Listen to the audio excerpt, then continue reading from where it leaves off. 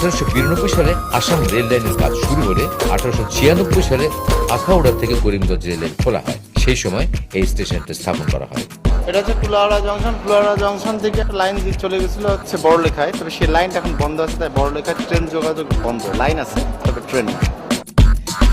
Kulaura junction থেকে সিলেট, ঢাকা, চট্টগ্রাম ও নোয়াখালী যাওয়া যায়।